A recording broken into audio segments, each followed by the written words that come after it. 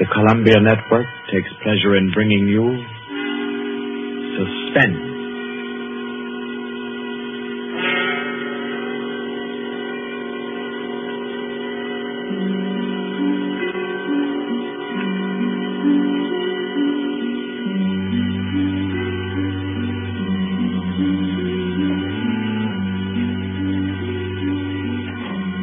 Suspense. Columbia's parade of outstanding thrillers, produced by William Spear and scored by Bernard Herrmann. Notable melodramas from stage and screen, fiction and radio, presented each week to bring you to the edge of your chair, to keep you in suspense.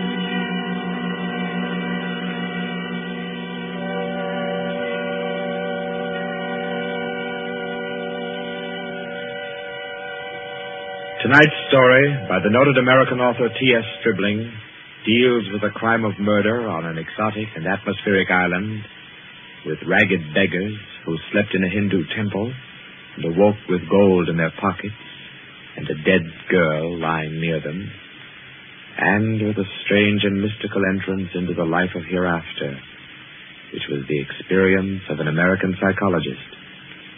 For your suspenseful listening, we invite you to join us for A Passage to Benarie.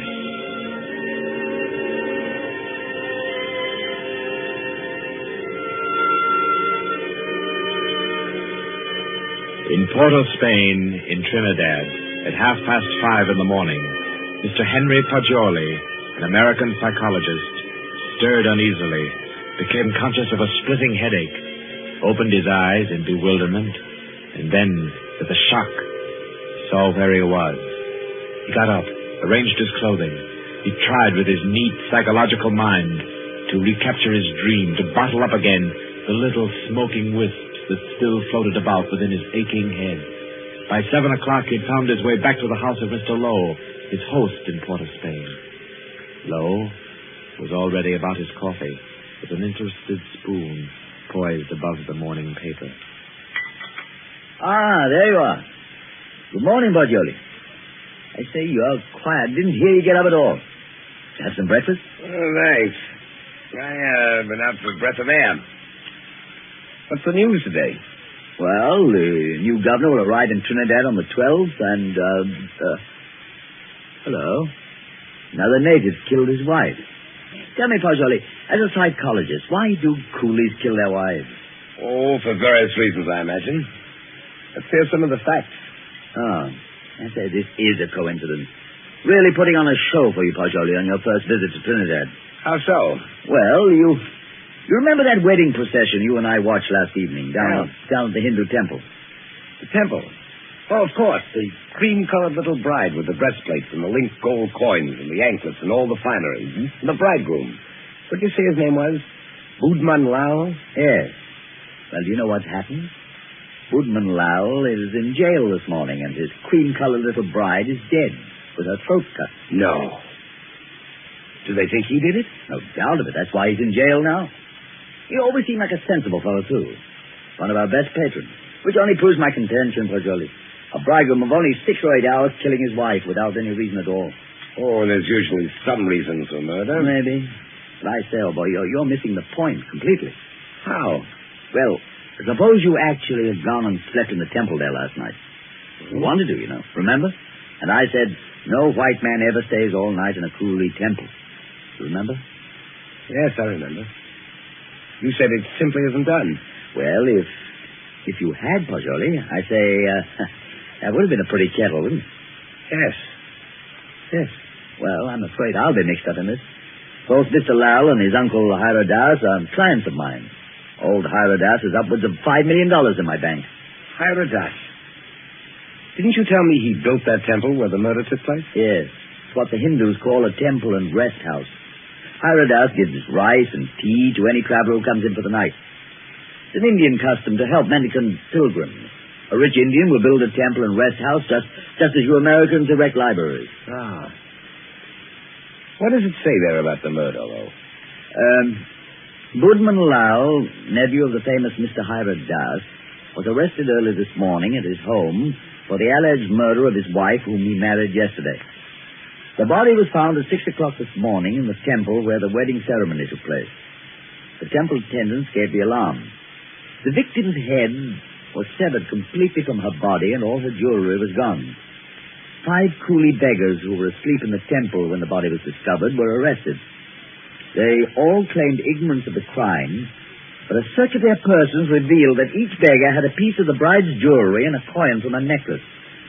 Budman Lal and his wife were seen to enter the temple at about 11 last night for the Hindu rite of purification. Mr. Lal, who is a prominent curio dealer, declines to say anything further. Doesn't tell you very much, does it? Not much. What do you make of those beggars? Oh, that's simple enough. Those devils laid in wait inside the temple until the husband went out and left his wife. Then they murdered her and divided the spoil. But she had enough bangles and geejaws to give a dozen to each man. Yes, you're quite right, Pajoli. That's a fact. Why should they continue sleeping in the temple after they'd killed her, if they did murder her? Well, why shouldn't they? They knew they'd be suspected, and they couldn't get off the island without capture, so they thought might as well lie down again and go back to sleep. You may be right, Lo, but that doesn't look like the solution to me. Well, I'm satisfied that's how it occurred. You mean the beggars killed her? Mm-hmm. Well, I don't think so.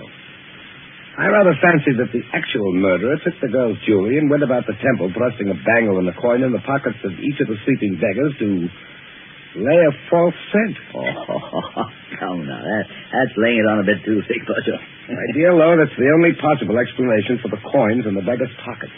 I say, boy, you've had lots of experience in these things. Come along with me, and we'll go up and see Mr. Hiram Daz and see if we can't help his nephew. I'll be glad to. But we'll go to the temple first. Then we'll call on Mr. Hiram Daz.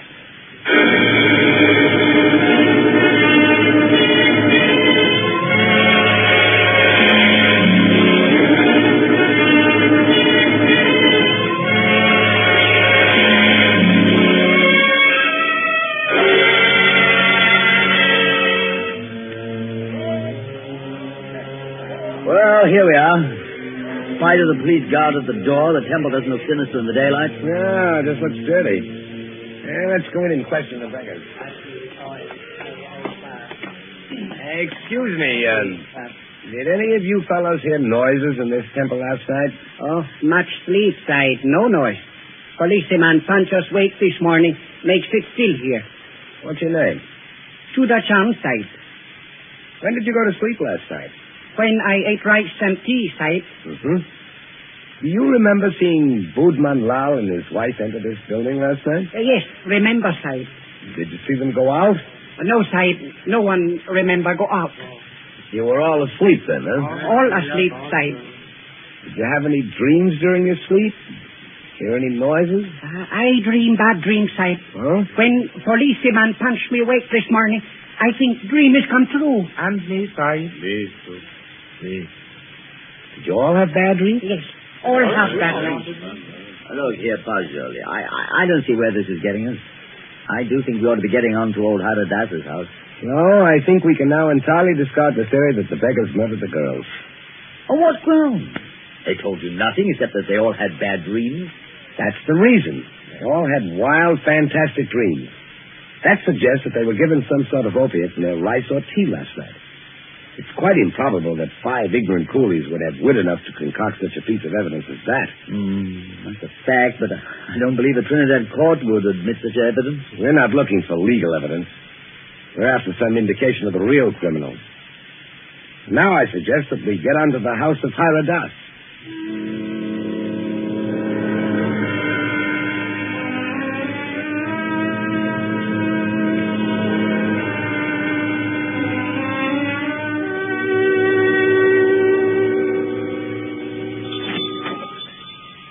Please come in, gentlemen. I've been expecting you. Please be seated. Thank you. Thank you. A most mysterious murder, and the life of my poor nephew will depend upon your exertions, gentlemen. Tell me, what do you think of the beggars that were found in the temple with the bangles and coins? Well, I'm afraid my judgment of the beggars will disappoint you, Mr. Hiradas. Huh? My theory is that they're innocent of the crime. Really? Why do you say that? Because they told me of dreams they had. All their dreams were very nearly identical. You are not English, sir. No Englishman would have thought of that. No, I'm American with a backlash sprinkling of Italian. My name's Fagioli. What is your profession, Mr. Fagioli? You are a detective? No, Mr. Duss. I'm a psychologist. Oh, your soul is at least groping after knowledge. However, it gropes as a blind worm, Mr. Fagioli, and we must find the criminal who committed this crime and thus restore my nephew Boodman Lau to liberty. You can imagine what a blow this has been to me after I arranged this marriage for my nephew. You did? Arranged a marriage for a nephew who was in his 30s? Yes, Mr. Fagioli. I wanted him to avoid the pitfalls into which I fell. He was unmarried, and he'd already begun to add dollars to dollars. I did the same thing. And now, look at me. An empty old man in a foreign land. What good is this house where men of my own kind can't come and sit with me, when I have no grandchildren to romp and play? No. I've piled up dollars and pounds. I've eaten the world, Mr. Fagioli, and found it bitter. Now here I am, an outcast. And why don't you go back to India, Mr. Hyradas? Why, Mr. Fagioli, my mind is half English. If I should return to Benarie, I'd walk about thinking what the temples cost. How much was the value of the stone set in the eye of Krishna's image? If I would ever be one with my own people again, Mr. Fagioli, I must leave this Western mind and body here in Trinidad. That's very interesting and moving, but we were discussing your nephew, Boodman Lau. Wait. In searching for the criminal, I would suggest you look for a moneyed man. Let me tell you my suspicions, and you can work out the details. What are they? I went out to the temple this morning to have the body of my poor murdered niece brought here to my villa for burial. I talked to the 5 beggars, and they told me there was a 6th sleeper in the temple last night. Was there indeed? Yes, Mr. Lowe. A white man. A white man? Yes, Mr. Lowe. All 5 of the coolies and my man, Guka, told me it was true. But, Mr. Hyradas, decapitation is not an American mode of murder. American? I was speaking generally. I mean, a white man's method of murder. That is indicative in itself. I meant to call your attention to that point. It shows the white man was a highly educated man who had studied the mental habits of other people than his own. So he was enabled to give the crime an extraordinary resemblance to a Hindu crime. But what motive could a white man have? Possibly robbery, Mr. Fagioli. Or if he were a very intellectual man, he might have murdered the poor child by way of experiment. A murder for experiment? Yes, Mr. Lowe. To record the psychological reaction.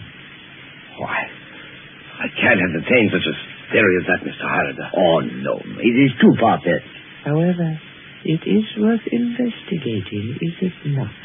Yes, but I'll begin my investigations with the man Guka. By all means, Mr. Fagioli. And in your investigations, gentlemen, hire any assistance you may need. Draw on me for any amount. I want my nephew exonerated, and above all things, I want the real criminal apprehended and brought to the gallows.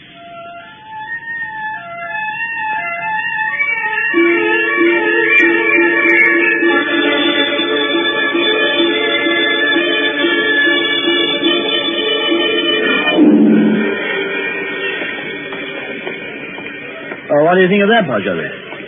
White man in that temple. Sounds like pure fiction to me, to shield Boodman Lau. You know, these fellows hang together like thieves. Say, it's a jolly good thing we didn't decide to sleep in the temple last night, isn't it? You know, in my opinion, Lowe, the actual criminal is Boodman Lau. Same here. I thought so ever since I first saw the account in the paper. Somehow these fellows will chop their wives to pieces for no reason at all. Now, what do you know about Woodman Lau? Well, he was born here and has always been a figure because of his rich uncle. Lived here all his life? Uh-huh. Except when he was in Oxford for 6 years. Oh, he's an Oxford man, huh? Yes. There you are. That's the trouble. I don't understand. What do you mean, Pajoli? Well, no doubt he fell in love with some English girl, but when old Hiradas chose a Hindu child for his wife, Woodman couldn't refuse marriage. No man was going to quarrel with a $5 million legacy. And then he chose this ghastly method of getting rid of the child bride. I dare say you're right. I feel sure Woodman Lau killed the girl. And Jones, I'm getting tired of walking. There's a cab. Let's hop it and ride the rest of the way. Hi, cabby. A cab. I say,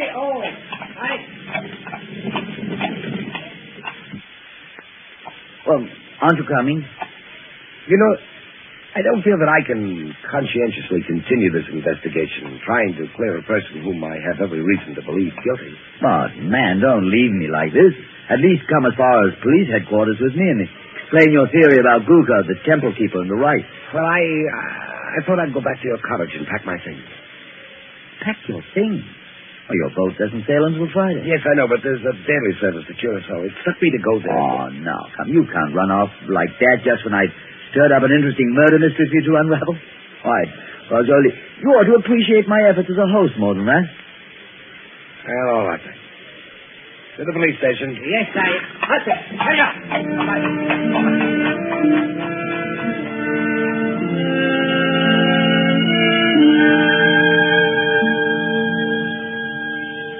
Chief Vickers, this is my friend, Mr. Pajoli. Mr. Pajoli, Mr. Vickers is chief of Trinidad's police force. How do you do? How do you do? Chief Vickers, I've asked Mr. Pajoli's counsel in the Woodman Lau murder case. He's already developed a theory as to who is the actual murderer of Mrs. Woodman Lau. So have I. Now, in this matter, Chief Vickers, I want to be perfectly frank with you. I'll admit we're in this case in the employ of Mr. Hiradas and are making an effort to clear his nephew, Woodman Lau.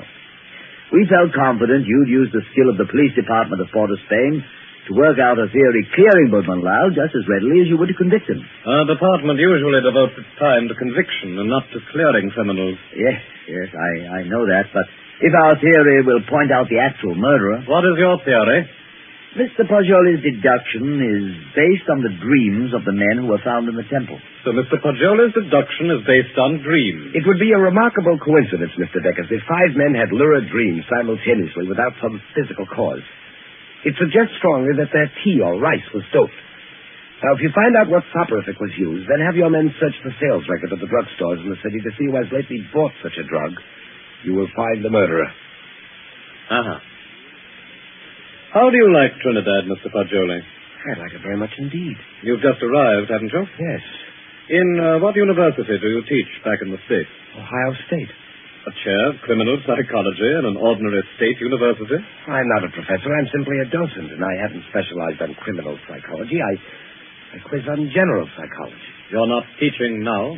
No, this is my sabbatical year. You look young to have taught in the university 6 years, but then you Americans start young and your land is specialist. Now, Mr. Pajoli, I suppose you're wrapped up heart and soul in your psychology. I am. You'd do anything in the world to advance yourself in the science. I rather think so. Especially keen on original research work. That's what he is, Chief Vickers. You know what he asked me to do yesterday afternoon? No, what, Mr. Lowe? Oh, I don't think we ought to burden Mr. Vickers with our household anecdotes. Oh, but I'm really curious. Just what did Mr. Pajoli ask you to do yesterday afternoon, Mr. Lowe? Oh, well, really nothing at all. It was just a little psychological experiment he wanted to do.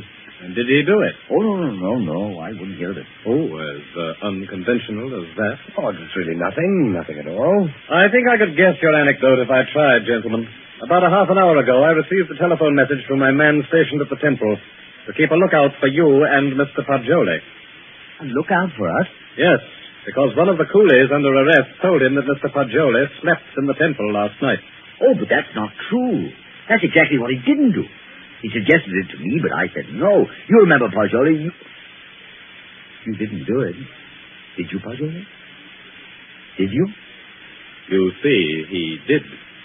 Gentlemen, I had a perfectly valid and important reason for sleeping in the temple last night, and so I can only ask your sympathetic attention to what I'm about to say. Go on. You remember, Lowe, you and I were down there watching a wedding procession.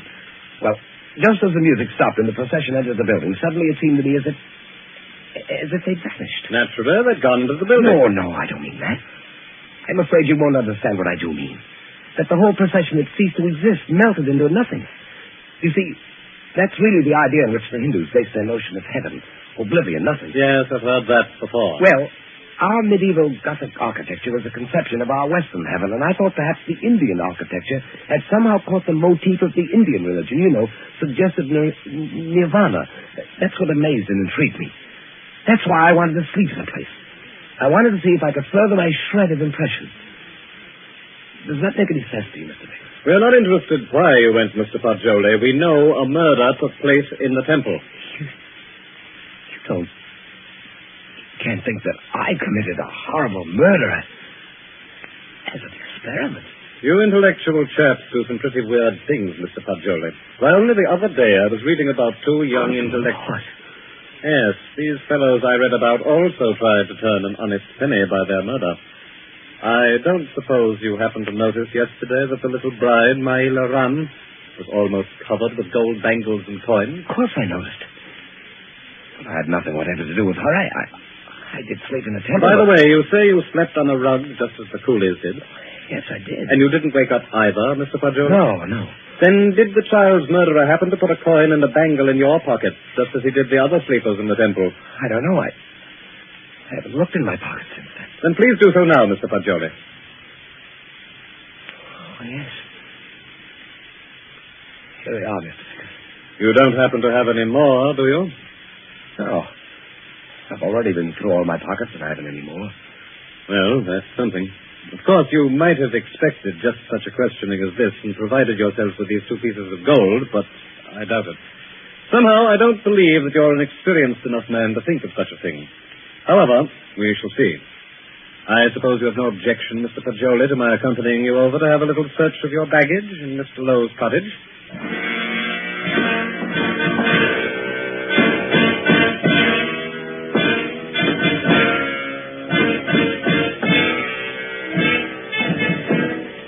Now then, Mr. Poggioli, be so kind as to open your trunk.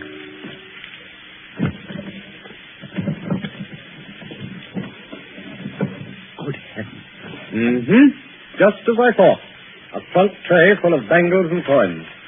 I'll say one thing for you, though, Mr. Poggioli. Your nerve almost got you by. But you can't believe that I did it. So, you don't believe I did this, do you? I don't. In your trunk, If I did it, I was sleepwalking.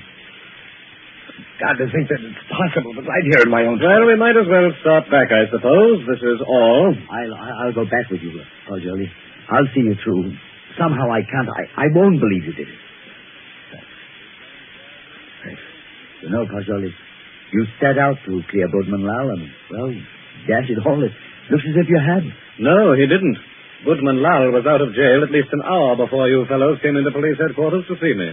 How? You mean that you turned him loose? Yes. How's that, Chief Vickers? Because, Mr. Lowe, he didn't go to the temple at all with his wife last night. He went down to Queen's Park Hotel and played billiards till 1 o'clock. He called up a few friends and proved that easily enough. Well, that leaves nobody but... Yes, Poggioli. I don't know anything about it. If I did commit the murder, I was asleep. I don't know anything about it. That's all I can say. I don't know anything about it. Perhaps arrest in jail will help restore your memory. Well, we'll see. Come now, Poggioli, old man. Don't be too downhearted. I promise you, I'll do everything I can.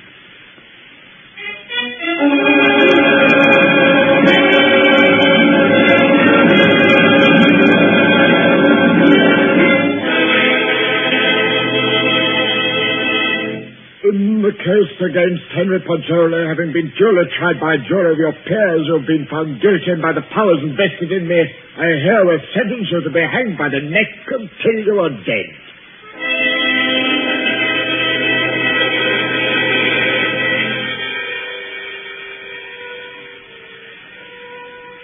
To recall a lost dream is the most tantalizing task ever a human brain was driven to.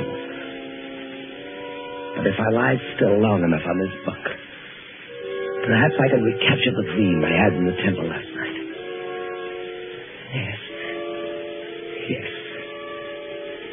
seems to me that the image on the altar moved. And suddenly the dome overhead was opened and left me staring upward into a vast abyss. For I was alone in endless space, where all creatures and all matter that had ever been or ever would be were wrapped up in me, Pacioli. That was my dream. That's an odd thing. 6 men dreaming the same dream in different terms. There must be a physical cause for such a phenomenon. Of course. I've got it. Vickers! Oh! I have it! I've solved it! Get me out of here! I know who killed the girl!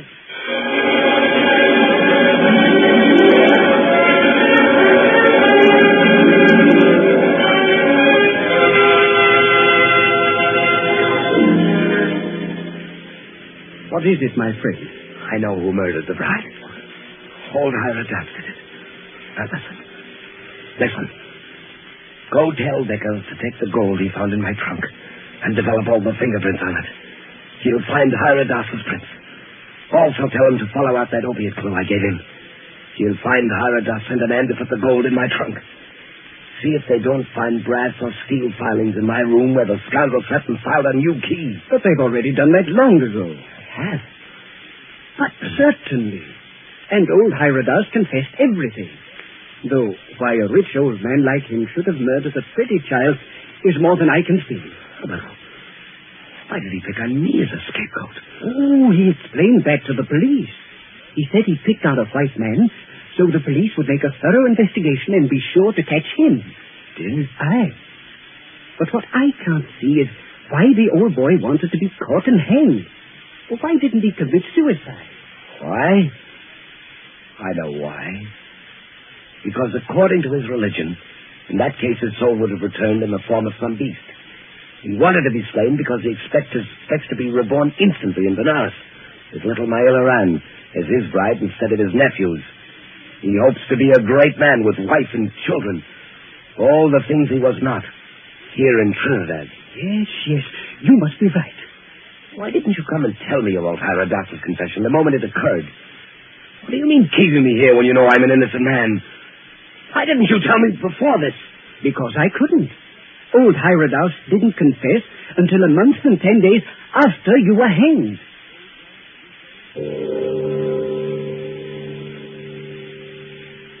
So ends A Passage to Benarie, T.S. Scribling's tale of mysterious death and death mysterious. This was tonight's story of Suspense. Suspense is produced by William Spear. John Dietz was our guest director this evening. Tonight's radio drama was written by Carol Case and scored by Bernard Herrmann. Paul Stewart was Poggioli, Barry Kroger was Mr. Hierodas, and Horace Brem played Mr. Lowe. Others in the cast were Alan Hewitt and Guy Rex. Next week at this time, Columbia will bring you another selected story from the world's great literature of thrills, another study in suspense. This is Barry Kroger, and this is the Columbia Broadcasting System.